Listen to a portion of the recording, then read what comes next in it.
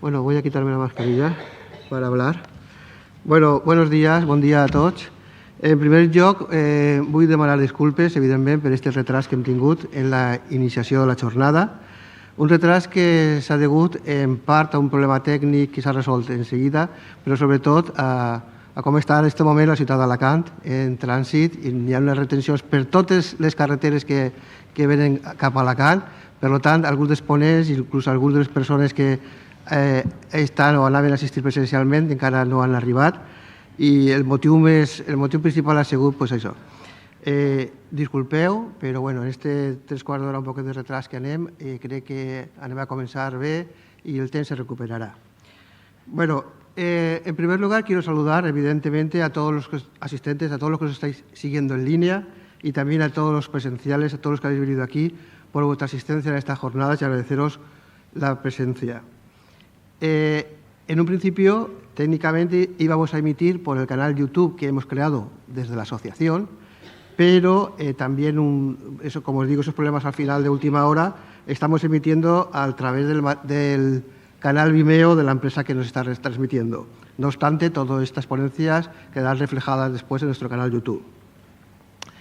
Bueno, pues la verdad es que hace tiempo que nos rondaba la idea de realizar una jornada con la temática que hoy vamos a abordar, los temas que nos preocupan de la propiedad intelectual y su relación con nuestra profesión, que no ha de quedar en un mero papel de pagadores, de alguna manera, de unos derechos legislados y reconocidos, y tampoco queríamos caer en la casuística concreta de hablar de las sociedades de gestión.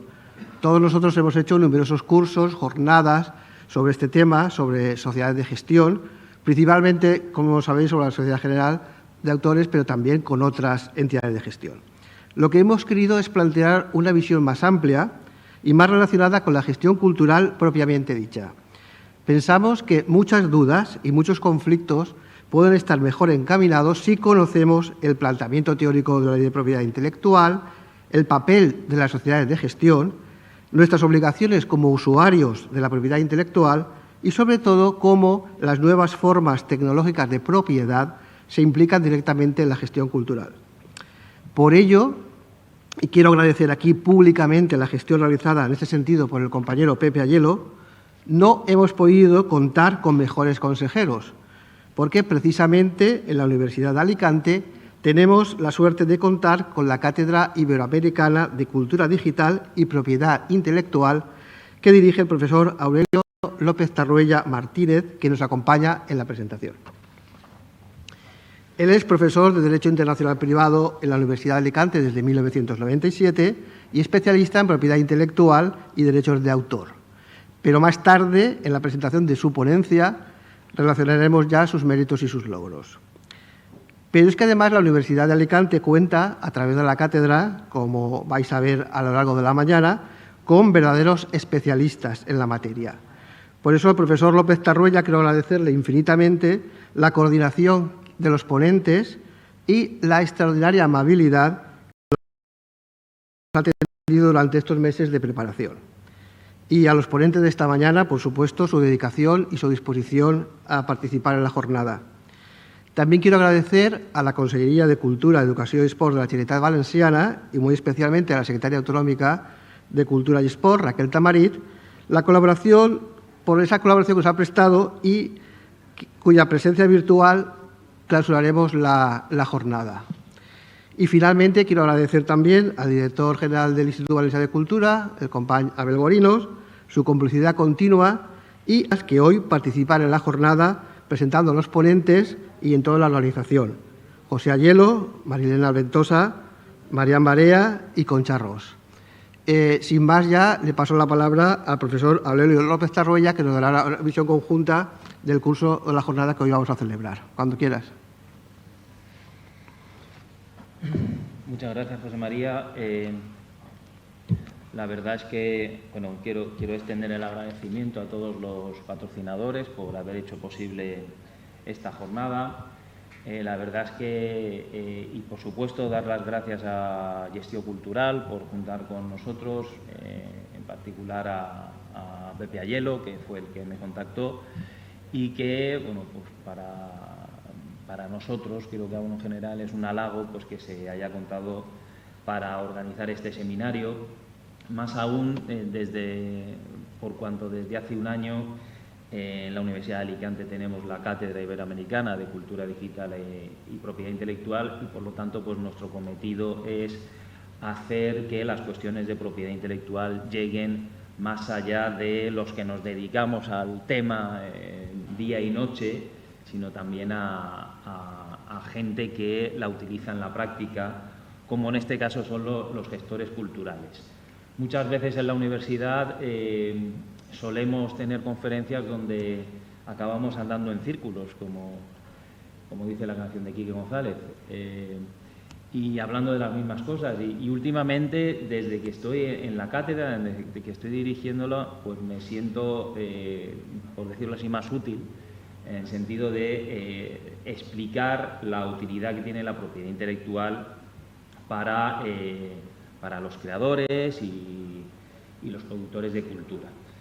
En ese sentido, el seminario que hemos intentado preparar está muy enfocado teniendo en cuenta la figura de los gestores culturales y aquellas cuestiones de propiedad intelectual que pueden ser interesantes para ellos. No obstante, estoy seguro que entre el público hay gente que no es gestor cultural, pero que va a ver igualmente que muchas de las cosas que se van a decir son de gran utilidad.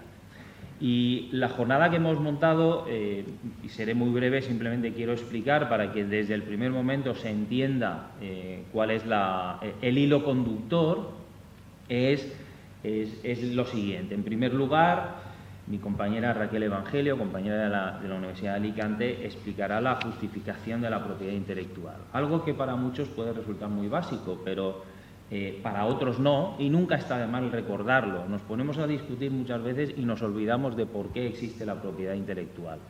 Y Raquel nos va a encargar de sentar esas bases para después poder empezar a discutir.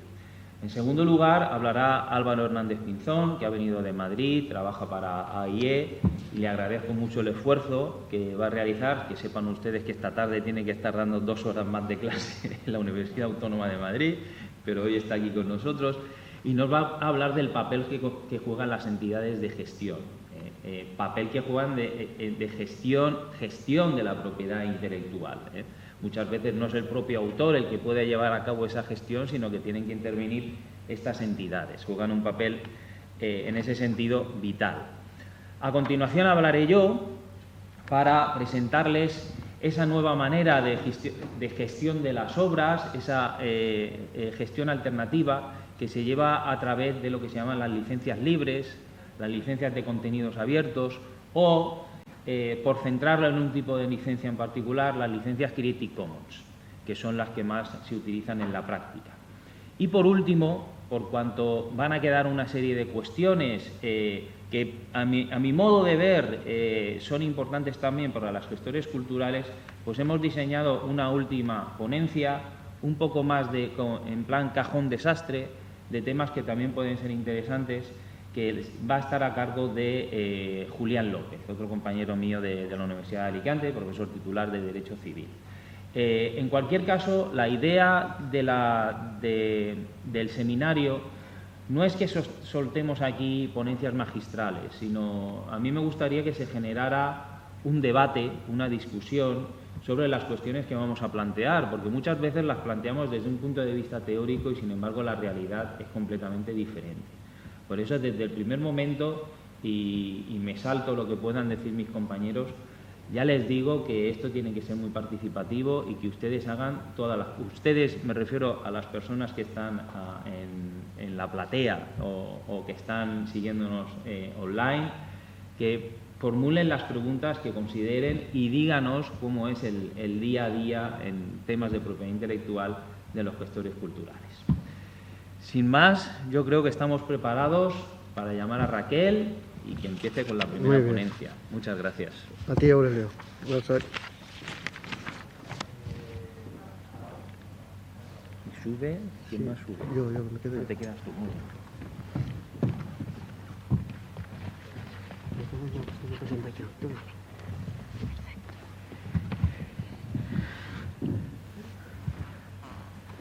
¿Estamos en línea? De acuerdo.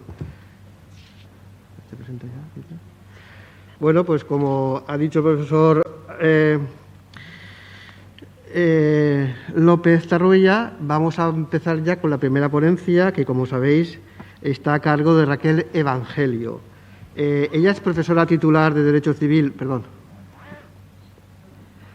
Es profesora titular de Derecho Civil de la Universidad de Alicante, es miembro de la Cátedra Iberoamericana, como han comentado, de Cultura Digital y Propiedad Intelectual, y vocal suplente de la sección primera de la Comisión de Propiedad Intelectual adscrita al Ministerio de Cultura y Deporte. Desde 2001 hasta 2019 fue miembro del equipo de coordinación del módulo de Derechos de Autor del Magister Lucentinus, máster en Propiedad Industrial e Intelectual de la Universidad de Alicante, y del que fue directora del 2012 a 2014. Actualmente es miembro del Grupo de Investigación sobre Propiedad Intelectual y del Grupo de Investigación en materia de responsabilidad extracontractual de la Universidad.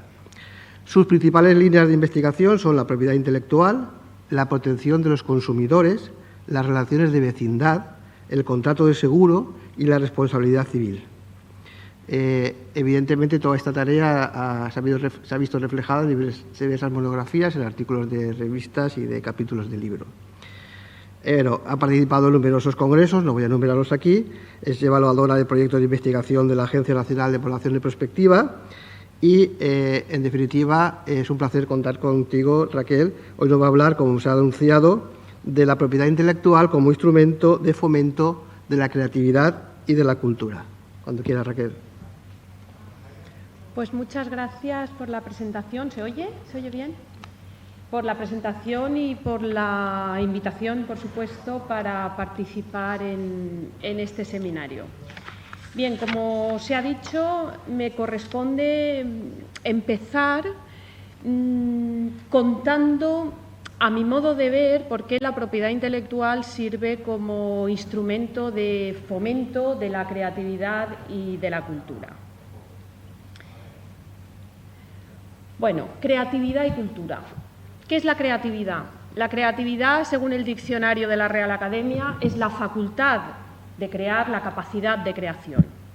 ¿Y qué es la cultura? De las distintas acepciones que hay de cultura, yo creo que aquí la que procede es la de conjunto de modos de vida y costumbres, pero sobre todo los conocimientos y el grado de desarrollo artístico, científico, industrial en una época, en un grupo social. Hablar de creatividad y de cultura es hablar de artes escénicas, es hablar de pintura, es hablar de obras literarias, de películas, de escultura, de música, por supuesto, de videojuegos, de fotografía, de programas de ordenador, de arquitectura, incluso de criptoarte, del que tanto se habla últimamente. ¿Y qué tiene que ver eso con la propiedad intelectual? La propiedad intelectual, según el diccionario de la Real Academia, es el derecho de explotación exclusiva sobre las obras literarias o artísticas que la ley reconoce a su autor durante un cierto plazo. La verdad es que esta definición que recoge el diccionario es excesivamente estricta, porque la propiedad intelectual, que es un tipo de propiedad y por tanto permite poseer algo y disponer de ello dentro de los límites legales, no solo protege a obras, no solo a obras literarias y artísticas, sino a todo tipo de creaciones intelectuales, y no solamente recoge un derecho de explotación, no solo reconoce o protege intereses económicos de los creadores y de los sujetos que intervienen en los procesos de creación cultural, sino que también protege los llamados derechos morales, de los que ahora luego hablamos.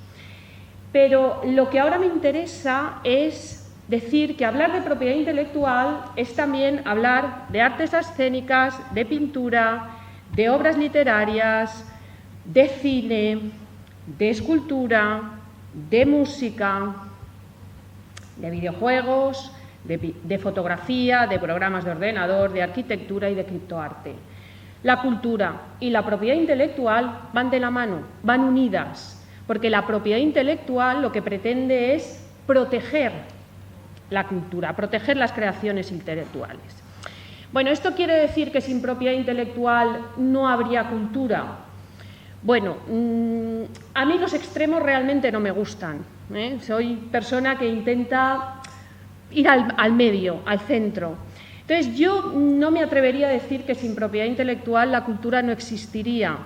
De hecho, tenemos manifestaciones culturales desde muchísimo antes que naciera la propiedad intelectual. Desde siempre el hombre ha necesitado manifestar sus vivencias, sus sentimientos, sus pensamientos a través de distintas manifestaciones culturales que, lógicamente, con la evolución de los tiempos se han ido diversificando y se han ido sofisticando. Pero tenemos ya creación, cultura, desde las pinturas rupestres. Lo que sí creo es que sin propiedad intelectual la cultura y la creatividad no se habrían desarrollado tanto. No habría tanta variedad, no habría tanta expansión, tanta difusión de la cultura y tanto incentivo para la creatividad. Lo dicen mejor que yo nuestro ministro de Cultura, Miquel Iceta: el derecho de los creadores es el derecho de todos. Los verdaderos destinatarios de sus obras son los ciudadanos. Si los creadores se ven amenazados, se ve amenazada la sociedad en su conjunto. También en una de las directivas, bueno, se reiteran varias, pero la expresión que me ha parecido más clara a estos efectos es la de la Directiva de Derechos de Autor en la Sociedad de la Información, la DASI, la de 2001, en cuyo considerando 11 se dice que un sistema eficaz y riguroso de protección de los derechos de autor y derechos afines a los derechos de autor, ahora hablaremos también de esa distinción, constituye uno de los instrumentos fundamentales para asegurar a la creación y a la producción cultural europea los recursos necesarios y para garantizar autonomía y dignidad a los creadores e intérpretes. Garantizar autonomía a los intérpretes, conseguir la producción cultural europea y mundial, no solamente europea. En relación con esto, con ocasión del Día Mundial de la Propiedad Intelectual de 2021, destinado sobre todo a las pymes, la relación entre propiedad intelectual y pequeñas y medianas empresas, la OMPI, la Organización Mundial de la Propiedad Intelectual, publicó en su página web unos estudios que cuentan historias de pymes de todo el mundo que se sirven de los derechos de propiedad intelectual para convertir sus ideas en oportunidades de negocio y generación de valor. Bien, de todos esos casos, en la medida en que a nivel internacional la denominación o la expresión propiedad intelectual se refiere a lo que aquí en España denominamos propiedad intelectual, es decir, derechos de autor y derechos conexos, el copyright, pero también incluye otras manifestaciones de propiedad como las patentes, las marcas, los diseños, las denominaciones geográficas. Por eso digo que de todos esos casos que se refieren a la propiedad intelectual en ese sentido amplio, he escogido dos que tienen que ver con derechos de autor, con la propiedad intelectual en sentido estricto. Bien, uno de ellos es el de Love Studios, Land of Fire Studios, que es un proyecto que sobre todo centrado en videojuegos. Y uno de sus proyectos principales es el proyecto Bob, que es un videojuego multijugador masivo en línea. Bien, lo que me interesa es que este grupo de 7 personas que crearon esta empresa en Azerbaiyán reconocen, piensan que los derechos de propiedad intelectual son un valioso instrumento en el entorno empresarial actual. En los procesos de negociación con otras partes, nuestros derechos de propiedad suelen ser una baza importante. Es decir, no solo para ellos los derechos de propiedad intelectual son importantes para proteger sus creaciones, sus videojuegos, sino también porque es una baza de negocio, es un activo que genera más riqueza, aparte de la propia protección de la creación en sí. El objetivo de esta empresa es hacer todo lo posible para fortalecer el desarrollo del sector de videojuegos en Azerbaiyán. Solo así podremos invertir la tendencia y evitar que los creadores y programadores con talento del país se marchen al extranjero. Es decir, la propiedad intelectual va más allá de proteger a los meros creadores, genera una serie de efectos colaterales de empleo en el Producto Interior Bruto, en el desarrollo de otras empresas que se tienen que tener muy en cuenta. Y el segundo caso al que me quería referir tiene que ver con la música. Uncanny Valley es una pyme fundada por dos compositores y cantantes de música que tratan de difundir, o mejor, de ofrecer un producto para composición automática en línea a través de la inteligencia artificial. Ese es uno de sus principales productos, su producto estrella, como dicen ellos, el Memu. Bueno, pues según uno de los fundadores de esta empresa, su actividad principal es la música y por ello comprender la propiedad intelectual y cómo puede aportar valor es fundamental para todas las transacciones en este negocio. Los derechos de propiedad intelectual son la piedra angular en todos los elementos de nuestra plataforma, de los sistemas patentados, de la arquitectura, etcétera, etcétera. Y el consejo que dan a otras pymes es que protejan siempre su propiedad intelectual. En un mundo en el que las pymes deben ser diseñadas para ser ágiles, las fuentes de ingresos tradicionales pueden ser un objetivo difícil de conseguir. La propiedad intelectual es un activo que puede mejorar la viabilidad de su empresa. Bien, tenemos también un estudio realizado conjuntamente por la EWIPO y por la Oficina Europea de Patentes y Marcas sobre los sectores intensivos en derechos de propiedad intelectual y el rendimiento económico en la Unión Europea. Es decir, cómo las empresas que utilizan significativamente derechos de propiedad intelectual generan o tienen efectos sobre el rendimiento económico dentro del ámbito de la Unión Europea. Hay varios estudios, el último de ellos es de 2019 y en estos estudios se utilizan distintos indicadores económicos, el Producto Interior Bruto, el empleo, el comercio exterior y los salarios. No quiero perderme mucho en cifras porque además literalmente me perdería, esto no es lo mío, pero básicamente, de forma muy rápida, este estudio de 2019, después hay uno posterior de 2021, pero ahí no entran los derechos de autor. En este, que comprende el periodo 2014 a 2016, pues centrándonos en los sectores intensivos en derechos de autor, se establece que contribuyen al empleo total directo e indirecto dentro de la Unión Europea en un 7,1%. En cuanto al PIB, estas industrias intensivas en derechos de autor contribuyen en un 6,9%, un porcentaje muy parecido, menor que marcas, dibujos y patentes, pero también importante.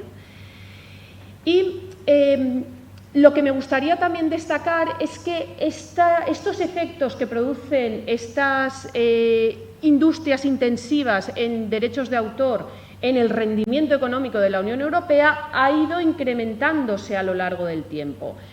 Desde el estudio original de 2016 hasta el de 2019, vemos que en el empleo se ha pasado del 27 al 29, en Producto Interior Bruto del 42 al 44, en el comercio total de bienes del 89 al 92 y en el comercio total de bienes y servicios inicialmente no estaba calculado en el estudio 2016, pero bueno, ahora es un 81%.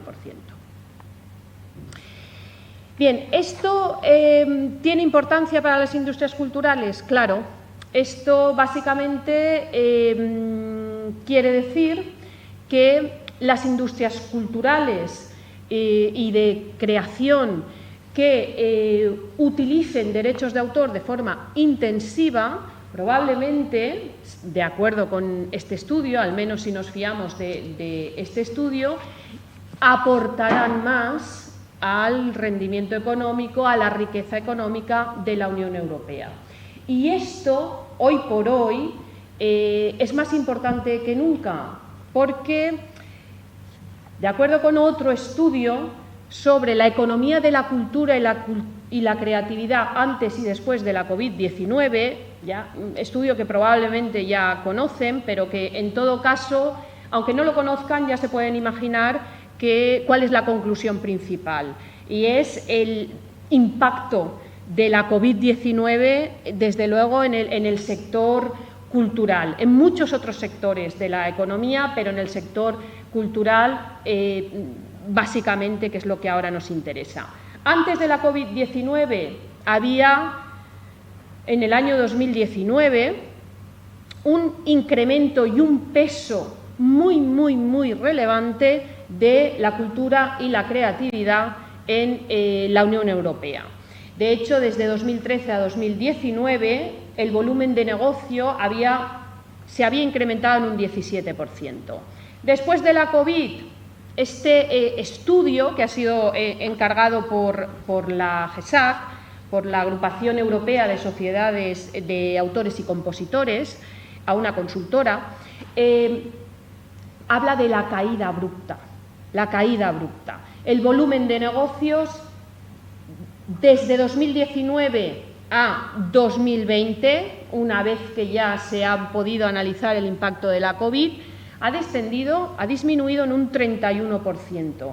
Y en algunos de los sectores culturales, hablemos de artes escénicas, un 90%. La música, un 76%. En los otros el impacto es menor, pero en todos es un impacto, desde luego, notable. Bien, ¿y qué se puede hacer para reconstruir esas industrias culturales y creativas en Europa después de esta catástrofe, de esta tragedia que ha sido la pandemia de la COVID-19? Bueno, pues según este estudio, básicamente hay tres vías: la financiación, el marco jurídico y la potenciación. El marco jurídico, que es lo que a mí me toca más de cerca. El consejo que se da a estos efectos es promover la diversificación de la oferta cultural de la Unión Europea, asegurando un marco jurídico sólido que permita el desarrollo de la inversión privada en producción y distribución, proporcionando las condiciones necesarias para que la inversión sea rentable para las empresas y garantice ingresos justos para los creadores.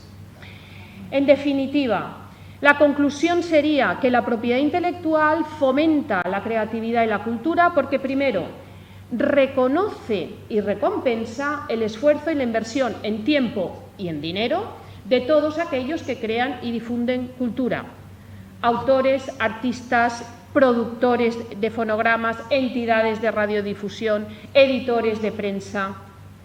Reconoce y recompensa.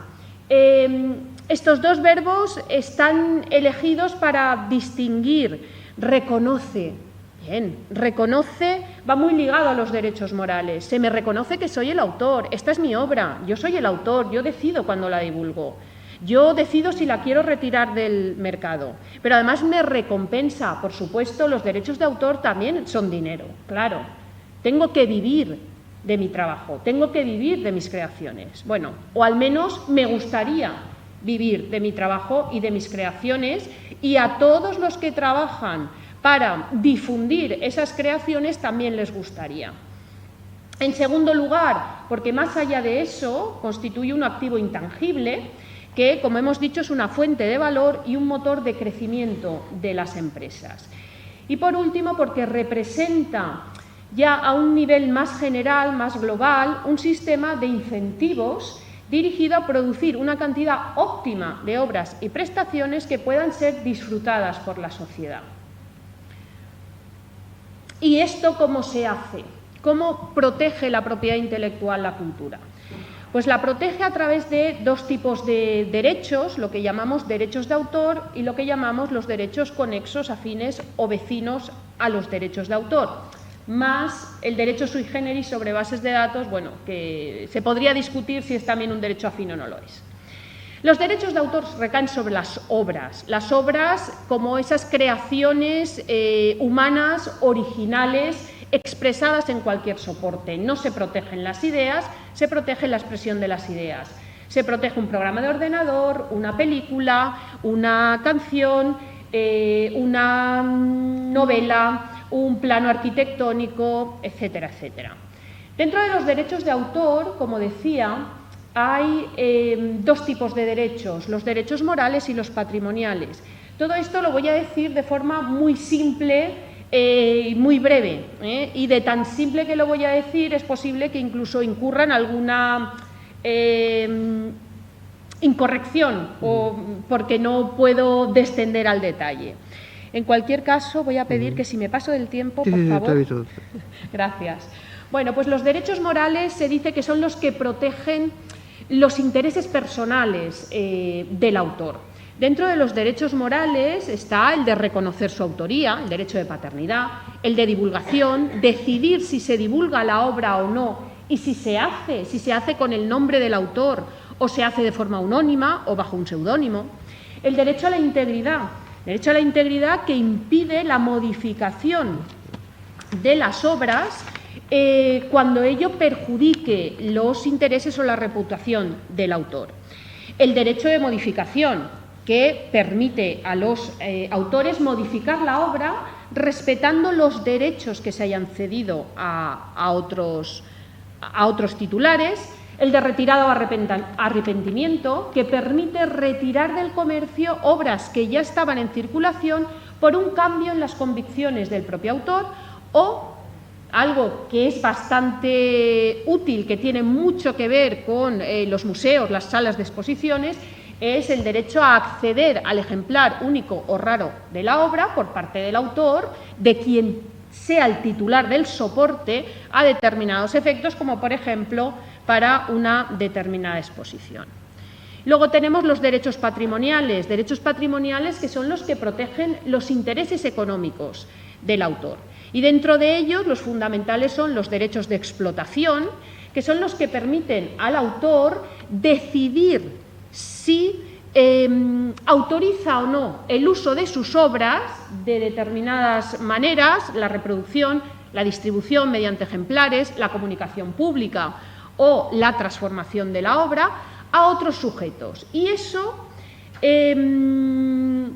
va acompañado de otro tipo de derechos, que son los de simple remuneración u otros derechos remuneratorios.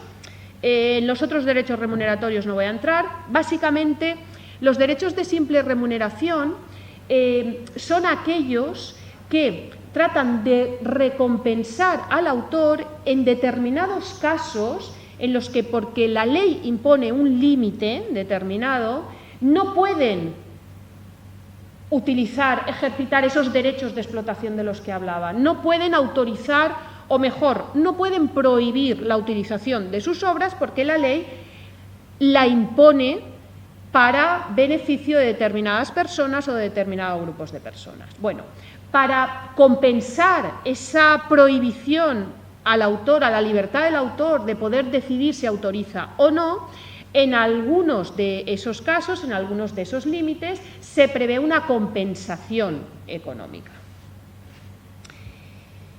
Los derechos morales, algunos de ellos son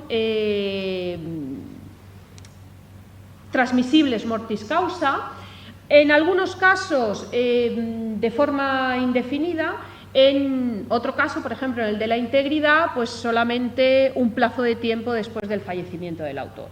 Cuando hablamos de derechos patrimoniales, que son los que tienen valor económico, los derechos patrimoniales sí se pueden ceder inter vivos, además de mortis causa, y esa cesión puede ser exclusiva o no, y puede ser onerosa o gratuita. Yo puedo ceder mis derechos a cambio de una remuneración o puedo cederlos, por ejemplo, a través de una licencia Creative Commons, de la que después les hablará el profesor López Tarruella. 10 minutos. 10 minutos. 10 minutos, perfecto. Por otra parte, tenemos los derechos afines, conexos o vecinos. Estos derechos no recaen sobre obras, no recaen sobre esas creaciones humanas que reúnen ese requisito de originalidad, sino que recaen sobre lo que llamamos las prestaciones. Las prestaciones son bien o creaciones que no alcanzan ese nivel de originalidad. Por ejemplo, dentro del ámbito de la fotografía se distingue entre las fotografías que son obras fotográficas, que se van a proteger como obras, y lo que son meras fotografías que también se van a proteger, pero con un derecho de menor intensidad. Pero también dentro de las prestaciones encontramos otro tipo de actividades, de actuaciones que no son creaciones en sí, en sentido intelectual, sino que son actividades que implican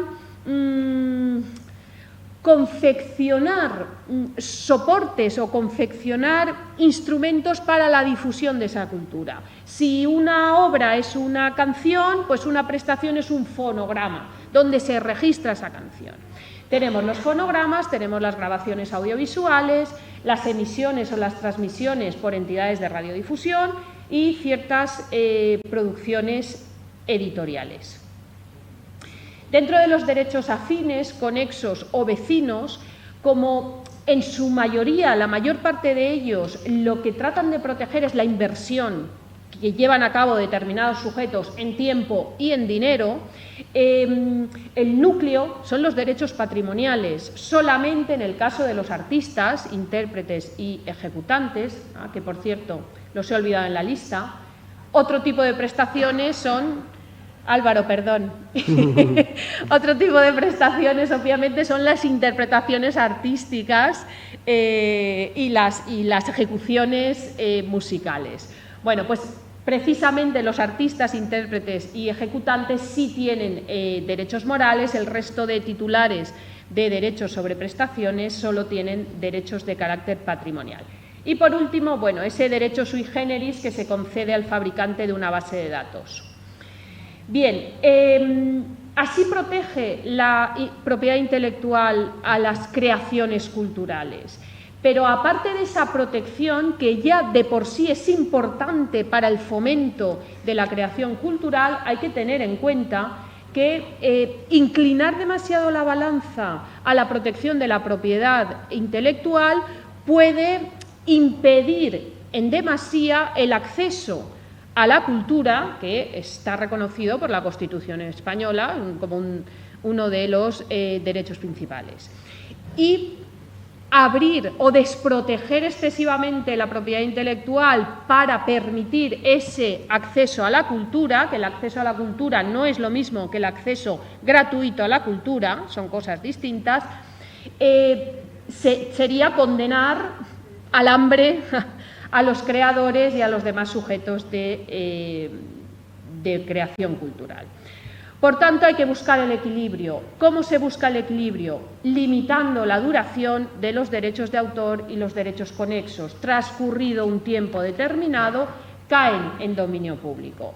Por ejemplo, en el año 2021 en España entraron en dominio público las obras de todos los autores fallecidos en el año 1940.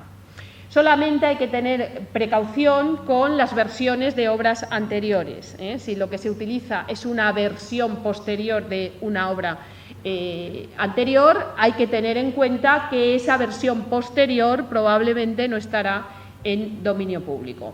En segundo lugar, ¿cómo se consigue ese equilibrio? Estableciendo esas limitaciones o excepciones a los derechos de autor para beneficiar a determinados grupos de colectivos. Tenemos la copia privada, tenemos el préstamo público, tenemos la reproducción de determinadas obras, obras de arte que están en dominio público. Tenemos la minería de textos y datos introducida por la Directiva de Derechos de Autor en el Mercado Único Digital, la cita y reseña, la ilustración con fines educativos, en fin. Hay una serie de límites, algunos remunerados y otros no, de ahí que un sector haga esta distinción entre limitaciones y excepciones. Uno de los criterios es si están remunerados o no, hay otros, que pretenden prohibir que el autor pueda, o el titular de derechos en general, pueda impedir el uso de determinadas obras a determinadas personas. En tercer lugar, tenemos las acciones de la Unión Europea en materia de acceso abierto y reutilización de la información del sector público. En las últimas convocatorias públicas a nivel europeo para la investigación, para los proyectos de I+D+I, se impone, en cierta medida, el acceso abierto a los beneficiarios de esas subvenciones. Y, por último, tenemos en esta directiva del Mercado Único Digital de 2019 una serie de acciones, de medidas para mejorar el acceso a las obras. Por ejemplo, licencias colectivas con efectos extendidos, de las que quizá Álvaro Hernández Pizón ahora nos hablará, no lo sé, de la posibilidad o poner a disposición de los sujetos que intervienen en determinadas relaciones de mediación para los conflictos en cuanto a la disponibilidad de obras audiovisuales en plataformas de vídeos a la carta, o tenemos también esa disposición del artículo 14 para permitir la reproducción de obras de arte visual de dominio público, de las que más tarde de ese artículo hablará el profesor López Richard.